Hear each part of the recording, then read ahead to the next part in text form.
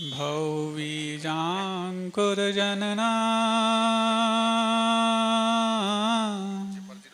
भौवीजाङ्कुरजनना रागाद्या क्षयमुपागता यस्य ब्रह्मा वा विष्णुर्वा हरो जिनो वा नमस्तस्मै। जो विद्यादिसागर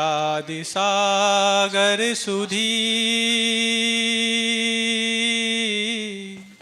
जो विद्यादि सागर सुधी गुरु हैं हितैषी शुद्धात्म में निरत नित्य हितोपदेशी वे पाप ग्रीष्म ऋतु में जल हैं सयाने पूजूं उन्हें सतत केवल ज्ञान पाने पूजूं उन्हें सतत केवल ज्ञान पाने। बोलिए देवादिदेव एक रहस्य आदिनाथ भगवान की, देवादिदेव श्री शीतलनाथ भगवान की, परम पूजाचार्य परमेष्ठी गुरुदेव श्री विद्यासागर जी महामुनिराज की, निर्यापक श्रमण चतुष्टय मुनिराजों की, साधर्मी मुनि श्री विनम्र सागर निस्वार्थ सागर जी आदि 3 कम 9 करोड़ मुनिराजों की, परम गुरुदेव सौम्य सागर जी महाराज की नमोस्तु गुरुदेव नमोस्तु। आज उत्तम तप का दिन। सबसे पहले आप लोग जो विगत 6-7 दिनों से अपने अपने भूमिका के हिसाब से तप तपते आ रहे हैं, उनकी मैं अनुमोदना करना चाहता हूँ। कई लोगों ने मौसम को दरकिनार करते हुए अपनी भावनाओं का उत्कर्ष दिखाया। उपवास, जलोपवास, रस परित्याग, उनोदर, एकासन, जिस जिस रूप में भी जिनने बन सका अपनी भावनाओं को प्रगाढ़ किया और आशीर्वाद लेकर के हमने भी सोचा कोई बात नहीं, इन 10 दिनों में हम उपवास नहीं कर पा रहे हैं, इनको आशीर्वाद दे के छठवां हिस्सा कमाई लो। तो उनकी भावनाओं को उछाल को देख करके हमें लगता है कि नहीं, आज भी इनके लिए ऐसी कठिनाई के प्रति भी आदर मौजूद है। बल्कि उसको कठिनाई नहीं, वो बहुत अनुकूलता मानते हैं। अपने अंदर वो भावों को प्रांजल बनाने का एकमात्र सोपान इसी रूप में स्वीकार करते हैं। होता तो है जब मौसम साथ ना दे रहा हो, आज तो फिर भी थोड़ा सा ठीक लग रहा है, जब मौसम साथ ना दे रहा हो उस वक्त यदि आपको रोज़मर्रा की चीज़ों से बेदखल कर दिया जाए तो कषायें तो अपना परिचय देती होंगी। और जब कषायें परिचय देती हैं उसके बाद भी नहीं, गुरु महाराज से हमने आशीर्वाद लेके तप लिया है, उपवास एकासन जो जो भी अपने हिसाब से किया है, मुझे अपने आप में नियंत्रण रखना है, तो उनकी एक देवशास्त्र गुरु के व्यक्ति भक्ति भी हो जाती है और अपनी शक्ति का उद्घाटन करने का मौका भी मिल जाता है। साथ साथ चलते हैं और फिर वो जो मनमाना करता है, अब दिन भर तो निकल गया, रात का समय आ गया, एकदम उमस हो गई, दिन में धूप पड़ी, व्याकुलता भी हो सकती है, उसमें भी दंश मशक मच्छर इत्यादि सब कुछ। हालांकि फिर भी कुछ लोग साधन इस्तेमाल कर लेते हैं, लेकिन कुछ लोग होते नहीं, हम कोई साधन इस्तेमाल नहीं करेंगे। कुछ लोग तो श्रावक ऐसे, महाराज जी सुनाता हमने, आप लोग कई बार वो स्नान तप के बारे में श्रावकों को संदेश उपदेश देते हैं, महाराज जी हम भी करना चाहते हैं। ऐसे शुद्धि श्रावक जो आकर के बोले महाराज जी स्नान व्रत के साथ हम उपवास करेंगे। लगता है कि उनके जीवन में भले ही मुनित्व तो नहीं आ पा, लेकिन एक दिन के लिए मुनित्व का अंश रूप में भी अनुभव करने का सौभाग्य मिल रहा है। तो ऐसे तपस्वी भी आज अनुमोदना के अधिकारी हैं। आप लोग सोच रहे होंगे 5-7 दिन हो गए हम लोगों को ये सब कुछ करते करते, महाराज हम लोग को तो भूले ही हुए बैठे हैं। ऐसा नहीं, प्रतिदिन आप लोग को याद करते थे, लेकिन जब आप लोग की तपस्या से बहुत ज़्यादा अभिभूत होने लग गए तो लगा कि आज थोड़ा सा शुरुआत में इनके बारे में बोला जाए, बाकी साधुओं के बारे में तो अपन सुनना ही है और देखना भी है। इच्छा निरोधस तपः, इच्छाओं की निरोध करने का नाम तप है। और वो इच्छाएं पहले पहचानने में तो आए, तब जाके फिर उनका हम निरोध कर पाएंगे। वस्तुतः कई बार हमारी इच्छाएं हम स्वयं नहीं पहचान पाते कि मेरे अंदर इच्छाएं हैं क्या, मैं अपनी उन इच्छाओं को किस रूप में तैयार किया हूं और किस रूप में उनको विकास दे रहा हूं। अब मैं उनको विकास दे रहा हूं या विकार दे रहा हूं, इसमें भी अंतर करना अनिवार्य है। कई बार इच्छाओं को जब विकास दिया जाता है तो इच्छाएं विकार को प्राप्त हो जाती हैं। और इच्छाओं को यदि नियंत्रित करना चाहते हैं, जब बहुत प्रयास करने के बावजूद भी यदि आपकी इच्छाएं नियंत्रित नहीं हो रही हैं, तो बहुत आसान उपाय मैं आपको बताना चाहता हूं कि यदि आप अपनी इच्छाओं को काबू करना चाह रहे हैं और ढेर प्रयास करने के बाद भी आज तक काबू नहीं हुई हैं, तो इस इच्छाओं को आप परिष्कृत कीजिए, इच्छाओं को आप पवित्र कीजिए, इच्छाओं की आप शुद्धि कीजिए। ये कैसे महाराज, इच्छाओं की शुद्धि कैसे होती है? इच्छाएं तो हमारे अंदर पैदा होकर के हमें अशुद्ध करने में लग जाती हैं। इच्छाओं की शुद्धि कैसे हो? अब मान लो आज तीव्र इच्छा पैदा हो गई, और असंयमियों के लिए इच्छाओं पर काबू करना इतना आसान नहीं होता। हाँ, संयमी तो इच्छाओं को काबू करने के बाद ही संयम पालता है, लेकिन असंयमियों का जो जीवन शैली है उसमें इच्छाएं ही उनके ऊपर काबू पाए रखती हैं। अब यदि वो इच्छाएं उन पर काबू पा रही हैं तो वो उनको नियंत्रित कैसे करें? नियंत्रित नहीं कर पा रहे हैं तो परिमार्जित तो हम कर सकते हैं, परिष्कृत तो उनको कर सकते हैं। कैसे कर सकते हैं? जैसे मान लो इच्छा हो गई कि हम तो फोर व्हीलर से ही घर जाएंगे, अब नहीं, उसके बगैर काम नहीं बनेगा। तय कर लो आपको घर जाना है कि फोर व्हीलर में बैठना है। घर जाना है तो आप घर पहुंच सकते हैं, बिना मेहनत किए भी पहुंच सकते हैं, लेकिन फोर व्हीलर में बैठना तो यहां खड़ी रखो, बैठे रहो दिन भर उसमें। यदि आपकी फोर व्हीलर में बैठने की इच्छा है तो वो तो खड़ी है, बैठे रहो दिन भर यहां पर, एसी चालू कर लो ज्यादा हुआ तो। नहीं, घर जाने की इच्छा है तो अभी दो बातें एक साथ क्यों लाना चाह रहे हैं कि हम फोर व्हीलर में ही जाएंगे और घर जाएंगे? घर जाना आवश्यक है तो घर तो आप बाइक से भी जा सकते हैं, नहीं है तो किसी दूसरे की गाड़ी में बैठ के जा सकते हैं, नहीं है तो फिर ज़्यादा नहीं है तो ठेले में भी जा सकते हैं। हाँ, व्यवस्था की जा सकती है, डोली में भी जा सकते हैं, किसी की गोदी में भी जा सकते हैं। यदि आप अपनी इच्छाओं को परिमार्जित करना प्रारंभ कर देंगे तो फिर वहाँ पर चार पहियों की गाड़ी या दो पहियों की गाड़ी नहीं, दो पहिए या दो हाथ आपके नीचे आकर के और आहिस्ता आहिस्ता फूल की तरह घर ले जाएंगे। वो उसी को ले जाएंगे जिसने अपनी इच्छाओं को परिमार्जित करना प्रारंभ कर दिया है। हर व्यक्ति को नहीं ले जाएंगे, हर व्यक्ति को तो फिर फोर व्हीलर और टू व्हीलर भी नसीब नहीं होगी, बल्कि वो ऑटो वाला भी कह देगा हाँ अभी नहीं, दूसरे लोगों को देखना। ऐसी हमारे जीवन में कई सारी इच्छाएं उमड़ती रहती हैं। उन इच्छाओं को यदि उमड़न से हम अपने आप को नहीं बचा पा रहे हैं तो उनकी उलझन से तो बचा सकते हैं। कहाँ हमें जाकर के वो इच्छाएं उलझा रही होती हैं? आराम तलबी ही है जो जीवन में उलझने पैदा करती है। महाराज, अब आराम और विश्राम नहीं करें तो फिर थक तो जाते हैं ना, और थकान से बचने के लिए आराम आवश्यक होता है। थकान से बचने के लिए आराम आवश्यक तो होता है, लेकिन आराम तलबी आवश्यक नहीं होती। क्या फर्क है आराम और आराम तलबी में? आराम तलबी वो होती है जब थकने के लिए कुछ ना किया जाए और आराम की हमेशा इच्छा की जाए, और आराम वो होता है जब परिश्रम भरपूर कर लिया हो और अब शरीर के लिए थोड़ा सा और ताज़ा करने के लिए जो एक विराम दिया जा रहा है, उसका नाम आराम होता है। विराम तो हर जगह आवश्यक है। अति तो हर चीज की व्यथा कराने वाली होती और व्यर्थ होती है, लेकिन यदि उस अति से बचना चाहते हो तो अति को हमें कहाँ इति देना है और कहाँ फिर उसका अर्थ प्रारंभ करना है, इसकी तो पहले योजना बना ली जाए। और जब ये हम योजना नहीं बनाते तो फिर अनावश्यक हम अपनी इच्छाओं से ही थकते रहते हैं। इच्छाओं से जितना थका जाता है उतना तो फिर इच्छाओं की पूर्ति से आराम भी नहीं मिलता। पहले इच्छाओं का पहले परिमार्जन कर लें, इच्छाओं को कैटेगराइज कर लें कि हमें कौन सी इच्छा को किस समय पूरा करना है और कौन सी इच्छा को किस समय पूरा करना है। तो दूसरी समय जो इच्छा पूरी नहीं की गई है उस समय आपने इच्छा का निरोध तो कर लिया ना। मान लो मेरे मन में अभी इच्छा हो रही है कि नहीं मैं पूजन कर लूं, अब पूजन कर लूं तो अच्छी इच्छा हुई है, तो अब दूसरे समय में नहीं करूंगा तो उसको मत मान लेना कि इच्छा निरोध तप हो गया। हाँ, बहुत इसको समझने की आवश्यकता है।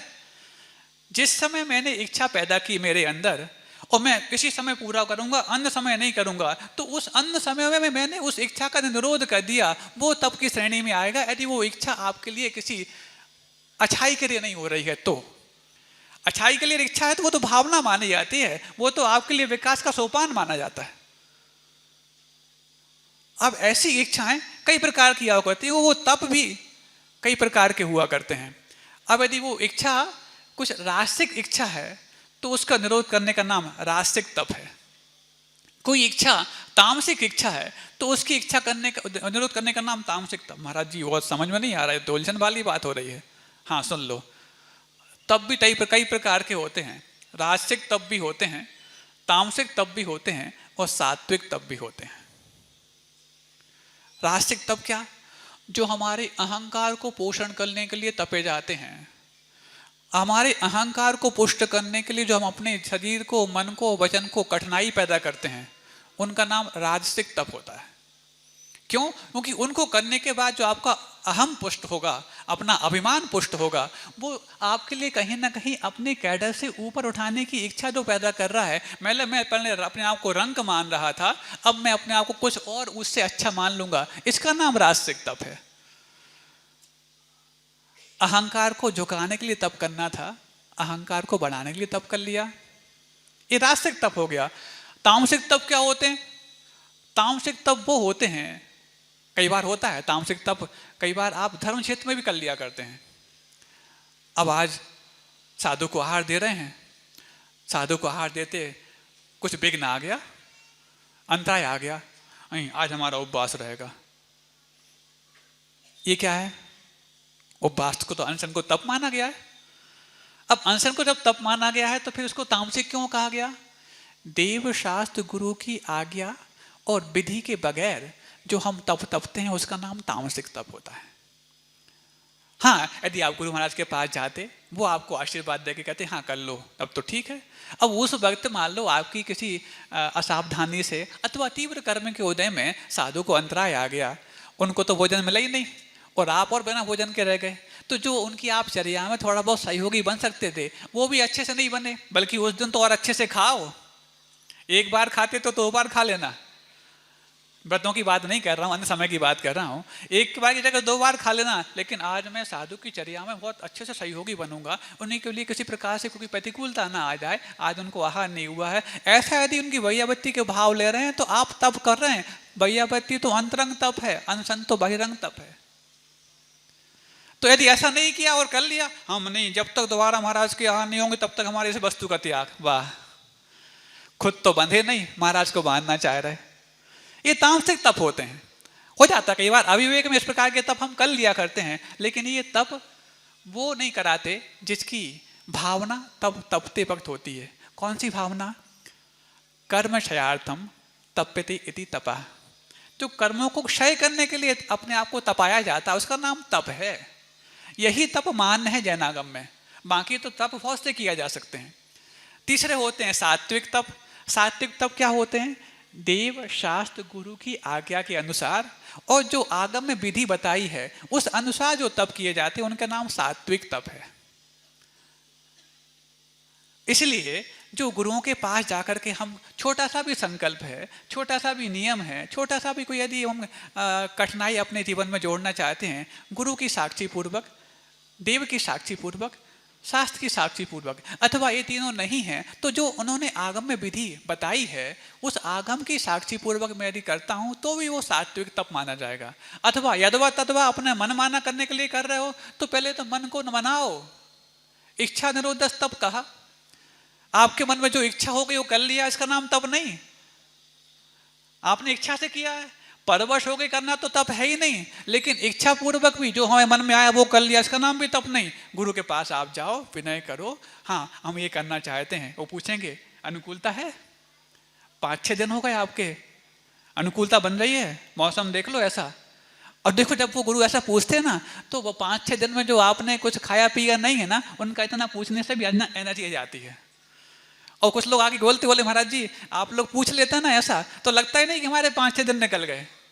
तो यही तो है, उन पावर गणाओं के बीच में जब आप आते हैं तो आपके अंदर वो तप को तपने की और शक्ति पैदा हो जाती है, और शक्ति नहीं विशुद्धि भी पैदा हो जाती है। इस विशुद्धि के माध्यम से जो आप अपने परिणामों को परिमार्जित करेंगे, वही तो कर्म नेचरा करा पाएगा। अथवा किसी प्रकार से फिर कंपटीशन चल रहा हो, कहा तुमने कितने कर रहे, होता है। अब जब लिस्ट निकालेंगे ना कि हाँ इतने दिन उपवास करने वालों के, इतने दिन उपवास करने वालों के अपने अपने नाम दे दो, तो कुछ लोग उसमें अपने अपने हिसाब से नाम देने के प्रयास करते हैं। हर व्यक्ति ऐसे नहीं होते। आपके तप का किसी प्रकार से हम तिरस्कार नहीं कर रहे हैं, शुरुआत में ही पुरस्कार दे दिया आपको तो हमने। क्यों? आपके तप को मुख से निकाल लिया। किसी साधु के मुख से यदि श्रावक के तप का यदि वर्णन मिलता है, पुरस्कार से कम है क्या? हाँ, अब उसमें किसी विशेष का नाम नहीं आ पाया, लेकिन जो इन सब चीजों में शामिल हो रहे हैं वो सब विशेष ही हैं। जो यहाँ पर बताया गई प्रक्रिया बताई जा रही है, उसमें जो शामिल होगा सब विशेष माने जाएंगे। तो ऐसे वो राजसिक तप, सात्विक तप और तामसिक तप तीनों होते हैं। अपने को राजसिक और तामसिक तप से बचना है और सात्विक तप को और सादगी के साथ जीना है। तभी जाकर के हमारे जीवन में वो परिष्कार पैदा होगा, जो संस्कार का रूप प्राप्त करके अंत में सिद्धों का आकार हमें दे पाएगा। अब ये जो बाह्य तप और अंतरंग तप की बात महाराज जी ने अभी कही, बहुत अच्छी बात कही कि बाह्य तप तो जो अनशन है, ओनोदर है, वृत्ति परिसंख्यान है, रस परित्याग है, काय क्लेश है, आदि आदि, ये बाह्य तप हो जाते हैं। 6 प्रकार के बाह्य तप हो गए। और 6 प्रकार के अंतरंग तप हैं। प्रायश्चित है, विनय है, वैयावृत्त है, स्वाध्याय है, विसर्ग और ध्यान। अब देखना, बहुत अच्छी बात अभी बैठे बैठे याद आ गई। जब सम्यक्त्व से आप संतत्व की ओर बढ़ रहे होते हैं तो बाह्य तप आपके लिए साधन बन जाते हैं। सुनना, जब आप सम्यक्त्व से संतत्व की ओर बढ़ रहे होते हैं तो बाह्य तप आपके लिए साधन बन जाया करते हैं। और जब आप संतत्व से सिद्धत्व की ओर बढ़ रहे होते हैं तो अंतरंग तप आपके लिए साधन बन जाया करते हैं।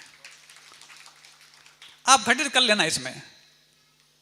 अभी बैठे बैठे मेरे दिमाग में आ गई, हमने कहा ये तो बहुत अच्छे गुरु महाराज की कृपा है कि वो हमसे अभी भली क्षेत्रीय दूरी रखते हैं लेकिन आत्मीय दूरी तो ज्यों की त्यों बरकरार रखते हैं, तभी जाकर कुछ ना कुछ ऐसी बातें दिमाग में आ जाया करती हैं।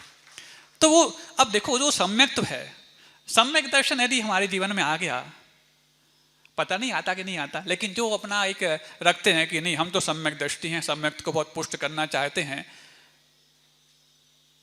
और यदि कल जो प्रश्न आया था दोपहर में शुद्धात्मानुभूति को लेकर के, तो वो शुद्धात्मानुभूति की चर्चा करना चाहते हैं, तो उसमें बाह्य तप निमित्त बनेगा ऐसा कैसे?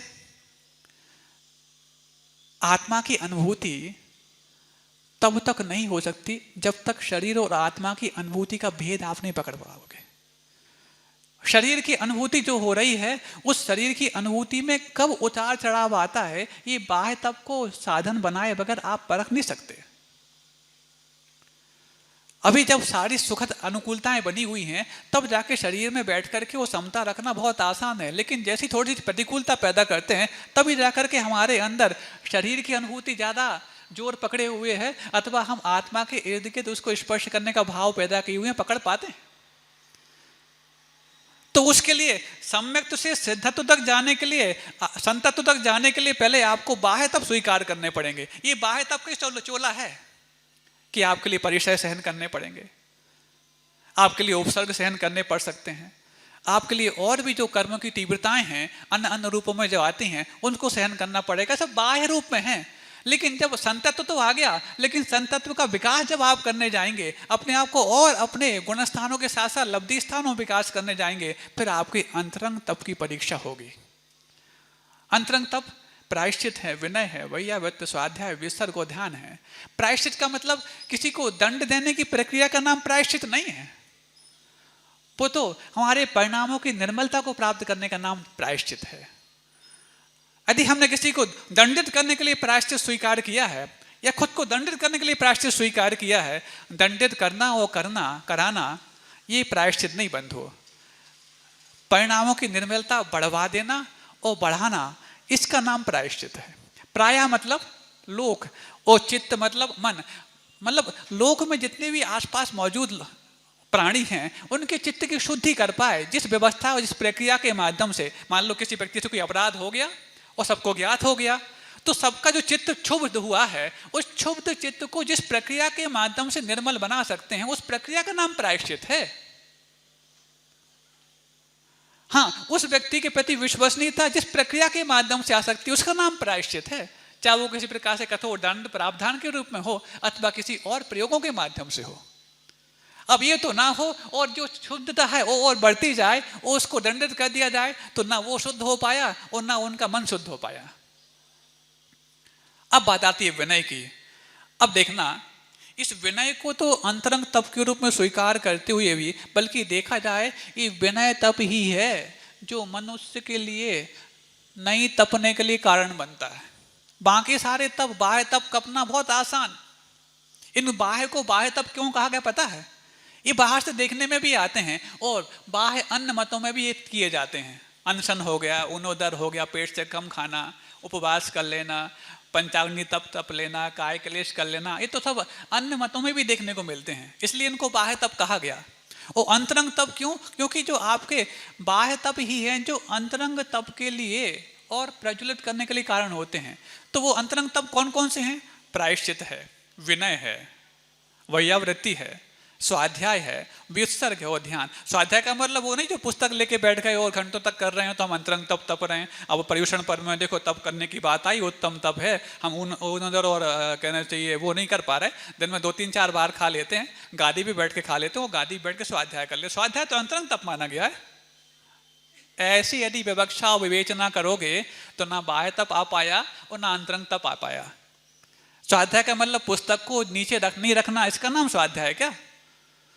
पुस्तक रख दो और फिर पुस्तक में जो कुछ कहा है उसको एक कदम चल दो, इसका नाम भले ही स्वाध्याय हो जाए, लेकिन पुस्तक को अपने कांखड़ी में दबा देने का नाम स्वाध्याय नहीं हो सकता।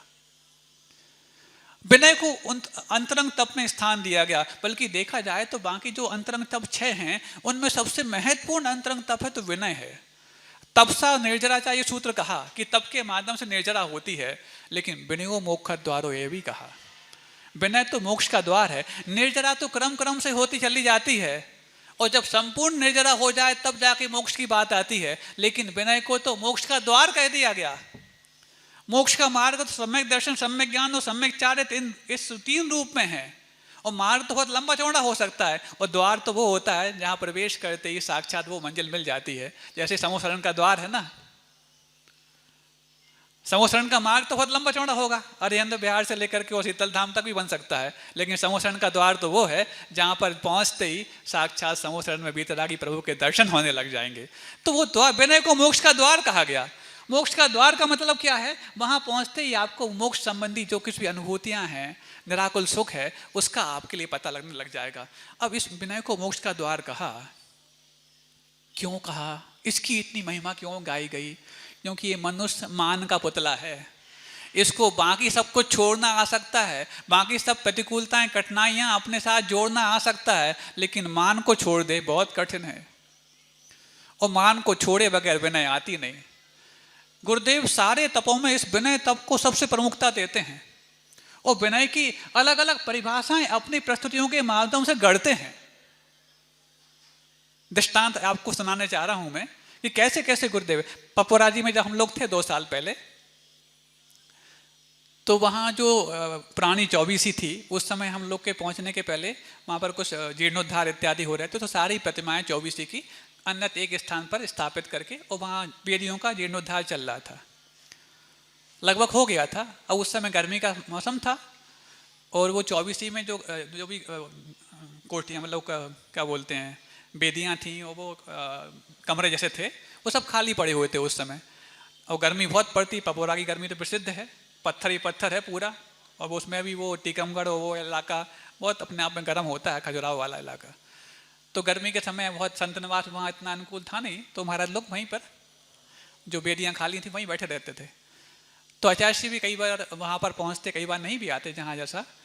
तो जब भी आचार्य वहाँ पर उस चौबीसी जो खाली थी वहाँ पर प्रवेश करते ही उनके हाथ में पिच्छी आ जाती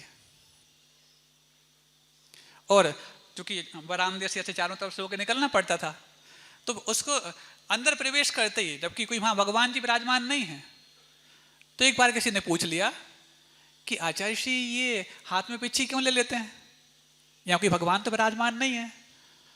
तो अब जो वहाँ महाराज होंगे उन महाराज ने समझ लिया कि आचार्य श्री ऐसे तो कोई अनावश्यक कोई क्रिया तो करते नहीं है। तो बोले यहाँ भगवान जी विराजमान नहीं, लेकिन जहाँ पर जो महाराज लोग विराजमान रहते हैं उनकी जो जिनवाणी है, बाजोटा वगैरह रख रहे, तो उनमें जिनवाणी विराजमान रहती है।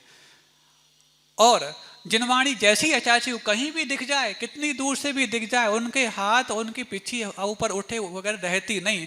जिनवाणी के प्रति इतना बहुमान उनका है, इतना बहुमान उनका है, जैसी जिनवाणी है अपने कक्ष में ही प्रवेश करते हैं, बाजोटे में जिनवाणी को देख के पहले दोनों हाथों से नमोस्तु, वो पिछी उठा के नमोस्तु करते हैं, तब जाके फिर परिमार्जन करके वहाँ पर विराजमान है। उनकी ज्ञान के प्रति इतनी विनय, एक दिन उनको केवल ज्ञान करा के ही छोड़ने वाली है। एक और सुन लो, एक और सुन लो।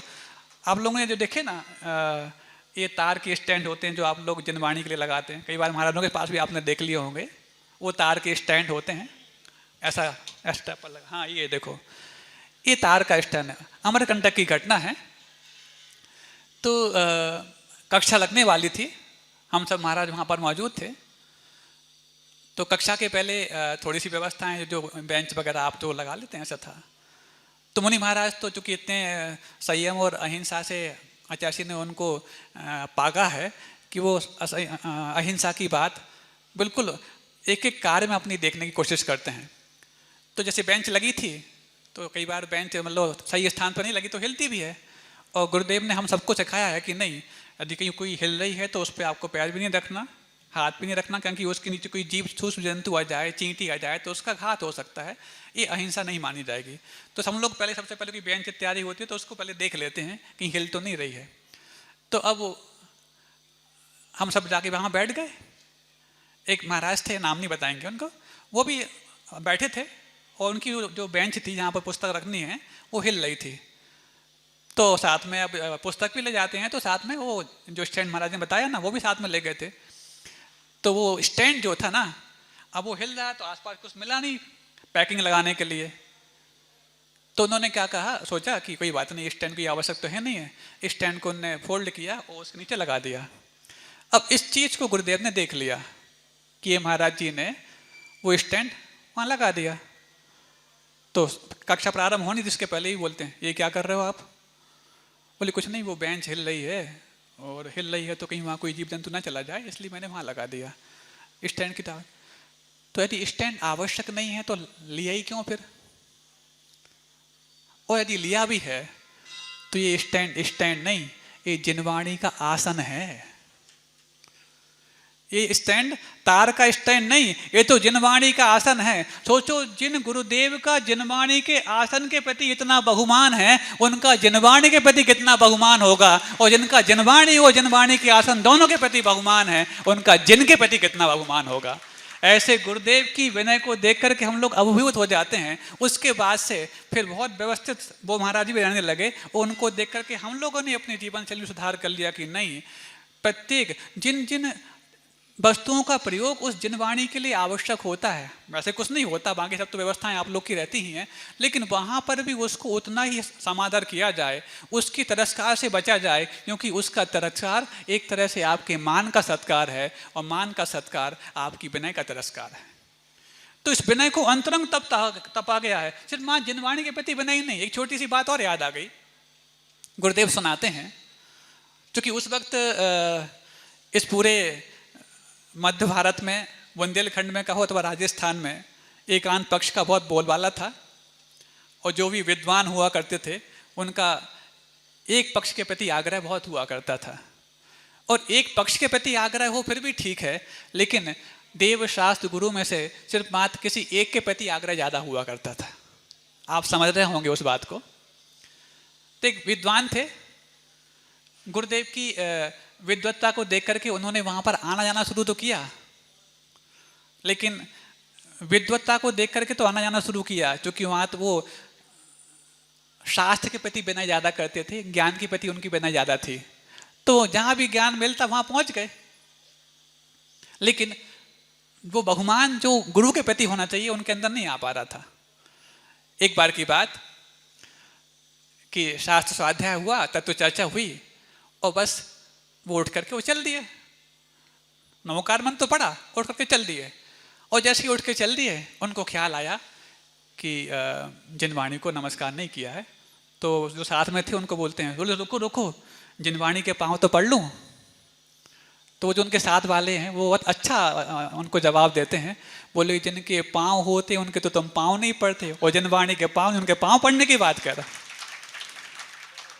ऐसे ही दुनिया में कई ऐसे लोग हैं जिनके लिए अभी ये विवेक जागृत नहीं हो पाया कि हमारे लिए चरण और आचरण कहाँ से प्राप्त हो सकते हैं और किनको मैं प्रणाम करूं तो वो मेरे जीवन में उद्घाटित हो सकता है। आचरण को प्रणाम करोगे तो आचरण आएगा, और चरण को ढूंढते रहोगे तो कुछ लोग तो ऐसे होते हैं इनके पास चरण भी नहीं लेकिन आचरण बहुत ऊंचा होता है। हमारे जीवन में ऐसे ही आचरण के प्रति बहुमान हो पाए, इसीलिए तो हम उत्तम तप की चर्चा आज कर पा रहे हैं। कई बार हमारे जीवन में ऐसी बातें आ जाती हैं जिसमें हमारा अंतरंग का मान इतना उबल रहा होता है कि वो इच्छा निरोधक तप की बात को स्वीकार नहीं करता। कुछ बातें और आ गई, और गुरुदेव के जीवन की वो घटनाएं जो ऐसे छोटे छोटे प्रश्नों के रूप में जब कोई प्रश्न करता है तो कैसे वो लाजवाब उत्तर देकर के उनके लिए निरुत्तर कर देते हैं। आप सुनिए, एक बार किसी ने प्रश्न कर दिया, और किसी ने नहीं, कोई साधु ने प्रश्न किया, बोले महाराज आजकल मुनियों को मानने वाले कम होते जा रहे हैं, और कुछ लोग ऐसे ही हैं जो आज पंचम काल में मुनियों को नहीं मानते हैं। तो गुरुदेव देखो, मतलब इस बात में भी कभी किसी प्रकार से कोई आक्षेप विक्षेप की बात नहीं, कोई व्यंग और कटाक्ष की बात नहीं, इस बात को भी कैसे स्वीकार करते हो उनको भी संतुष्ट कर दिया। तो जो साधु महाराज ने पूछा कि आज कई ऐसे हैं जो मुनियों को नहीं मानते, पंचम काल में मुनि नहीं होते। तो गुरुजी कहते हैं नमोकार मंत्र को तो मानते हैं? बोले हाँ मानते हैं। तो नमोकार मंत्र में पांचों परमेष्टि को नमस्कार तो करते होंगे? बोले हाँ नमस्कार करते हैं। बोले सुनो, आप अपने 28 मूल गुणों को इतना निर्दोष पालन करो, इतना निर्दोष पालन करो कि उनके पंच परमेष्टि में नमस्कार में आपका नमस्कार अपने आप हो जाए। आप ये क्यों कहना चाह रहे कि वो मुनियों को नहीं मानते, ये नहीं मानते? आप अपने आचरण को इतना पवित्र कर लो कि उनके नहीं मानने पर भी सर्वाधिक मानना आपके प्रति ही हो जाए, क्योंकि नमो लोये सब्य साउरम तो वो भी कहते हैं। और यदि हम अपने साधुत्व की रक्षा ना करके और मात्र नमो लोये सब्य साउरम के साथ साथ आपको उदक चंदन तंदुल की अपेक्षा करते हैं, तो पहले आपको अपने आप को मनाना आवश्यक है, उनको मनाने के बजाय। दूसरी बात आई, गुरुदेव से किसी ने पूछा ये मिथ्या दृष्टि और सम्यक दृष्टि में क्या अंतर होता है? अब यदि कोई सिद्धांतवादी ये पूछे तो उसको बता दें कि भाई यहाँ 7 कर्म प्रकृतियों का जो उपश्रम छह उपश्रम होता है, वो उपश्रम सम्यक दृष्टि, 6 उपश्रम सम्यक दृष्टि और आदि आदि ये, और फिर जो ये 7 तत्व 9 पदार्थ इनको नहीं मानता मिथ्या दृष्टि। ये यदि ज़्यादा बातें किसी को नहीं आती, और किसी भोले मानुष को यदि प्रश्न कर लिया कि मिथ्या दृष्टि और सम्यक दृष्टि में क्या अंतर होता है, तो गुरुदेव का जवाब सुनिए आप। गुरुदेव कहते हैं जिसके अंदर दुनिया बस गई वो मिथ्या दृष्टि, और जिसके अंदर दुनिया बसा गई वो सम्यक दृष्टि। बसा गई मतलब समझते हो ना, बदबू हो गई, बुंदेलखंडी शब्द है। जिसके अंदर दुनिया बस गई वो मिथ्या दृष्टि, और जिसके अंदर से दुनिया बसा गई वो सम्यक दृष्टि।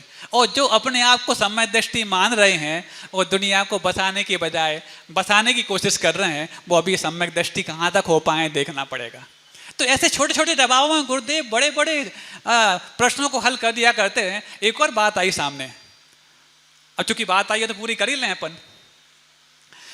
गुरुदेव से किसी ने कहा आज बहुत मुनि विरोधी तल तैयार होते चले जा रहे हैं, ऐसे कई समूह तैयार होते जा रहे हैं जो साधु को नहीं मानते और अपना गुट तैयार करते चले जा रहे हैं। क्या यदि इस पंचम काल के अंत तक साधुत्व और दिगंबर वर्ग की रक्षा करनी है तो इनका विरोध नहीं करना चाहिए, ऐसे गुटों का, ऐसे दलों का?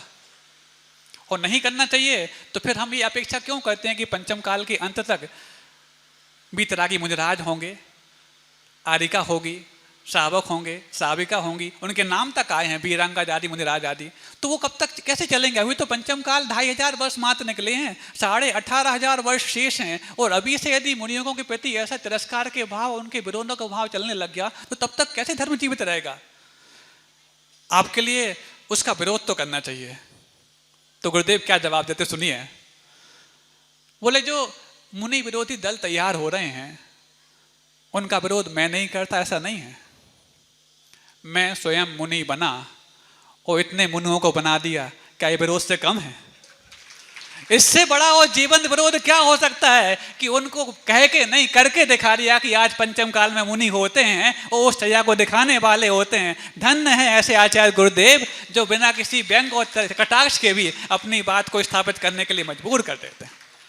ऐसे गुरु के शिष्यत्व को स्वीकार करके हम सब गौरवान्वित होते हैं, और आज इस उत्तम तप के दिन ऐसे तपस्वी को स्मरण करके भी अपने आप की तपस्या को स्वीकार कर लेते हैं। ऐसा जीवन में जब भाव पैदा होता है तब लगता है कि नहीं, गुरुदेव हम सबके लिए हर पल कोई ना कोई, वो जो शब्द उस वक्त जो साक्षात सुनने को मिलते थे आज साक्षात नहीं सुनने को मिल रही, उनको स्मरण करके भी लगता है कि गुरुदेव मस्तिष्क में बैठ कर के, हृदय में बैठ कर के बार बार वो प्रेरित करते रहते हैं कि नहीं तुम अब ऐसा नहीं, ऐसा करो। आपको लगता है कि यहाँ पर मैं बोल रहा हूँ, नहीं, मैं तो कई बार बोलता हूँ, जैसा ये साउंड बॉक्स है वैसे ही मैं हूँ। हाँ बिल्कुल, जब आपको अच्छा लग जाता है तो उन्हीं के शब्द, उन्हीं की बातें आपको अच्छी लग जाती हैं, और जब कई बार आपको अच्छा नहीं लगता है तो जैसे साउंड बॉक्स किरकिरा करता है तो कई बार अपन भी कर दिया कर देते हैं। इतना ही अंतर है। बाकी अच्छा यदि लगे तो आप धन्यवाद उन्हीं को देना, आभार उनका मानना कि ऐसे 10 धर्म के प्रतीक स्वरूप 10 महाराज आपके यहाँ उन्होंने भेज दिए।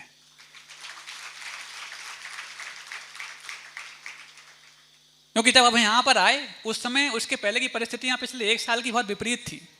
कैसी कैसी थी आप लोग पता होगा।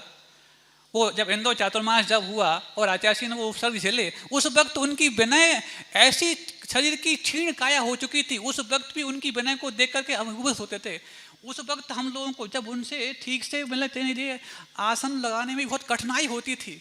उस वक्त भी जब किसी भक्ति को करते, मान लो आचार्य भक्ति कर रहे हैं, देव वंदना कर रहे हैं, मस्तिष्क जमीन पे जब तक ना लग जाए तब तक वो अपनी विनय को पूर्ण नहीं मानते थे।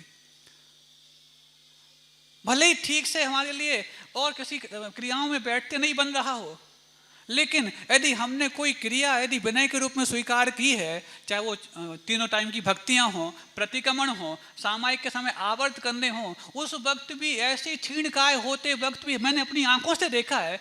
बाकी सब कामों में तो उनके हो सकता है कई बार ऐसा लगता है कि कहीं ऐसा ना हो, अनबैलेंस हो जाए, लेकिन उस वक्त हम लोग को कहते थे नहीं, जब माथा बिल्कुल जमीन पर लगा देते हैं तब श्वासोच्छ्वास बहुत सरल हो जाता है। हम लोग को संकेत वो सीख दे रहे हैं, जबकि हम समझ रहे हैं कि उनके लिए झुकने में कितना कष्ट होता होगा उस वक्त। लेकिन वही वो उस वक्त पूरा वो 5-7 महाराज उस समय थे, उस वक्त उन सारे महाराजों को भी ऐसी अवस्था में भले ही वो उपदेश और कक्षा के माध्यम से सीख नहीं दे पा रहे हों, लेकिन अपनी प्रस्तुति के माध्यम से, अपनी क्रियाओं के माध्यम से 24 घंटे सीख दिया करते थे। ऐसे गुरु की शिष्टता को स्वीकार करने पर लगता था कि ये पंचम काल तो बहुत दूर की बात है। चतुर्थ काल जब आदिनाथ भगवान थे उस समय भी ऐसा कठोर तपश्चरण देखने वाला कोई शिष्य और कोई करने वाला गुरु हुआ हो, हमें लगता है कि इनको ही देख के विश्वास होता है कि हाँ हुआ होगा।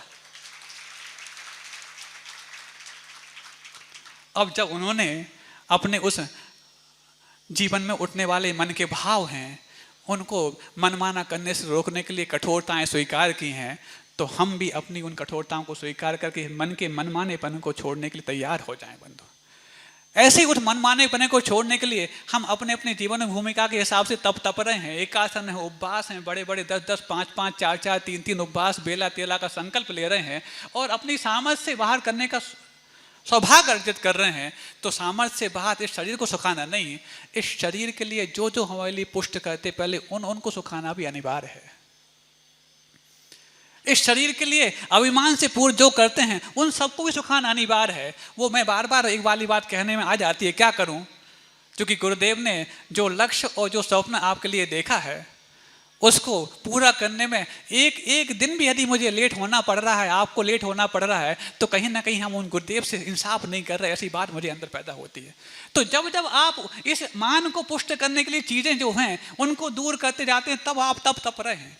जो धन है, परिग्रह है, जो जोड़ जोड़ कर रखा है, वो आपके मान को तो पुष्ट करेगा। और आज उत्तम तब के दिन मुझे मान को नष्ट करना है, मेरी अपनी इच्छाओं को विराम देना है, और इच्छा यदि धन कमाने की है और कमाया बहुत लिया है, तो आज उस इच्छा को ऐसे बिल्कुल तृण के समान जीर्ण शीर्ण कर दो कि बहुत कमा लिया, अब तो कमा करके तुम्हें वहां लगाएंगे, ताकि उसको देख करके छोड़ने के भाव सबके तो हों, जोड़ने के भाव किसी के ना हो।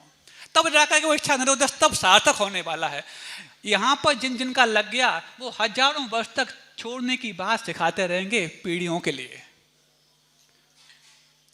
इच्छा निरोधक तब इसको जीवंत बनाए रखेंगे सदियों के लिए।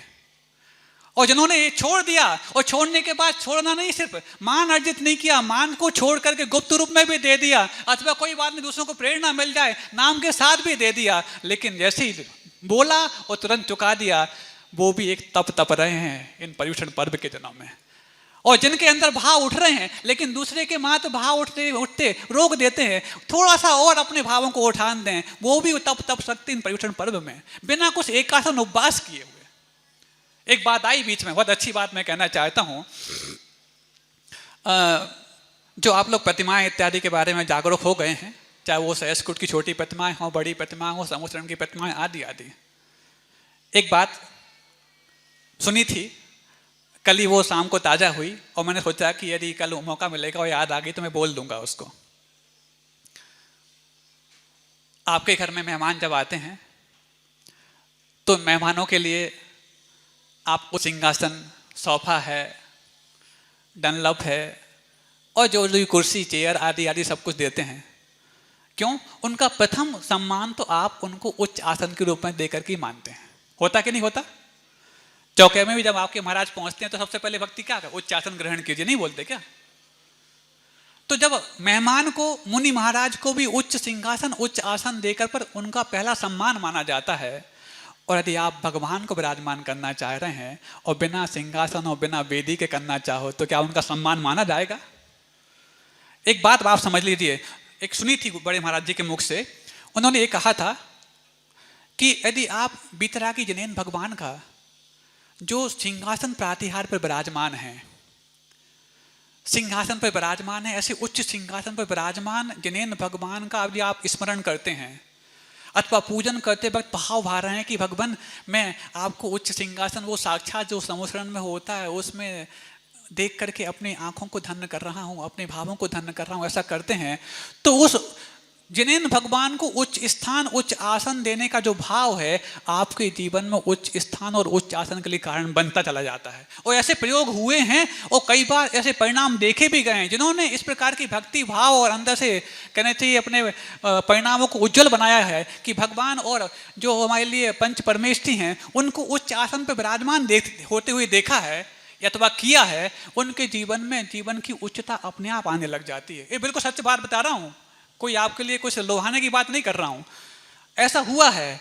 तो आप उस बात को यहां पर क्लिक कीजिए। यदि आपने भगवान विराजमान कर लिए, बहुत अच्छी बात है, तो उनके लिए भी आप उच्च आसन की पहले व्यवस्था कीजिए। अथवा नहीं कर पा रहे हैं, आपके पास किसी एक चीज की व्यवस्था है, या तो आप भगवान श्रीजी विराजमान कर सकते हैं अथवा आप वेदी विराजमान कर सकते हैं, तो दूसरे की भगवान के लिए आप उच्च आसन विराजमान करने के लायक बन गए, तो आपने अपने जीवन में उच्च स्थान का रास्ता खोल लिया।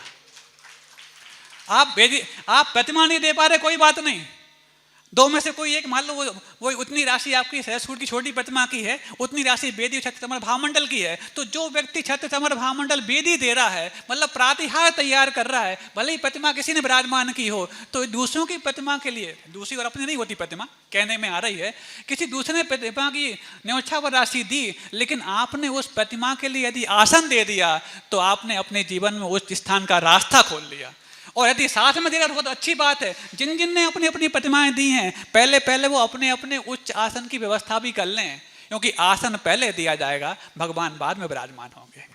बड़े बाबा के लिए जब स्थानांतरित किया गया तो गुरुदेव ने सबसे पहले वहाँ पर जो वहाँ को स्थानांतरित करने के पहले उच्च आसन दिया, और स्वयं वो उच्च आसन पे विराजमान करने के पहले प्रधान गुरुदेव ने किया, तब जाकर के बड़े बाबा हल्के फूल की तरह उठते उठते वहाँ पहुँच गए। तो जैसे ऐसे गुरुदेव भी जो उत्तम तपस्वी हैं, वो भी पहले आसन की बात करते हैं, फिर जाकर के उन आसन पर आसीन होने के लिए किसी का प्रधान करते हैं। तो हम लोगों के लिए भी पहले आसन सोचना है, पहले वेदी की बात करना है, बाद में जाकर के भगवान को वहाँ विराजमान करने के लिए आमंत्रित करना है। ये वाली बात आज से आप गांठ बांध के सुन लें, क्योंकि बहुत लोगों के भाव, प्रतिमा के भाव तो खूब हो रहे हैं। प्रतिमा में प्रशस्ति लिखी जाएगी, अरे प्रशस्ति तो चक्रवर्तियों की भी नहीं रही।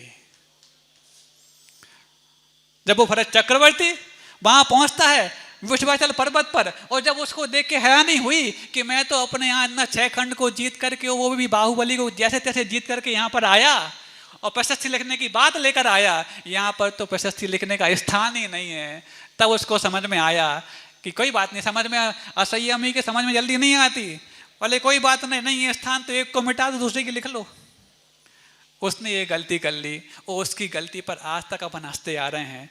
हम ऐसी गलती ना कर बैठे। और हाँ, रही बात सिंहासन या वेदी जो आप देते हैं उसकी प्रशस्ति भी लिखी जाएगी, इन कमेटी वालों ने व्यवस्था कर रखी है। लेकिन प्रशस्ति और ना प्रशस्ति की बात यहाँ ना करो, प्रशस्त मन से दान करने का भाव पैदा करो, तब जाकर के आपका भाव, आपका दान सार्थक हो पाएगा। तब जाके इच्छा निरोधक तप, उत्तम तप के दिन जीवंत रूप ले पाएगा। हमारे जीवन में ऐसे उत्तम तप के भावों को और उत्कृष्टता मिले, तब जाकर के हमारे जीवन वो प्रांजल हो पाएगा। क्योंकि हमारी ऐसी इच्छाएं जो मन में पैदा हो रही हैं, हमने पहले ही कहा कि इच्छाओं को नियंत्रित नहीं कर पा रहे हैं, परिमार्जित तो कर लो। हमारे मन में भाव ये तो आ गया, ठीक है हम विराजमान करेंगे प्रतिमा को, हम विराजमान करेंगे कुछ के लिए, लेकिन उसको परिमार्जित कर लो। मान लो वो वस्तु नहीं है, अब प्रतिमाएं पूरी हो गई, चाहे वो संवत्सर की प्रतिमाएं हों, चाहे वो बड़ी प्रतिमाएं पूरी हो गई, कोई बात नहीं, इस इच्छा तो पैदा हुई, उसको परिमार्जित कर लें। हमने दान करने के भाव किए हैं, प्रतिमा नहीं मिल पा रही तो आसन प्रदान करते हैं। आसन हमने प्रदान किया, ये क्या गौरव कम है? प्रातिहार्यों में कोई प्रतिमा प्रातिहार के रूप में नहीं है, लेकिन सिंहासन प्रातिहार के रूप में है। प्रातिहार्यों में किसी प्रकार से उनकी छांव किसी प्रकार से प्रातिहार के रूप में नहीं है, अशोक वृक्ष प्रातिहार के रूप में है। प्रातिहार्यों में किसी प्रकार से आपने किसी प्रकार की कोई अपनी सुविधा प्राप्त कर ली, वो प्रातिहार के रूप में नहीं है। 3 छत्र प्रातिहार के रूप में। प्रातिहार तो वो होते हैं जिनके प्रति हर व्यक्ति हार मान लेता है अथवा प्रतिहारी बन जाता है, दोनों बातें हो सकती हैं। तो वहां पर आपको सोचना है कि हमारे भावों को हम सही दिशा कैसे दें।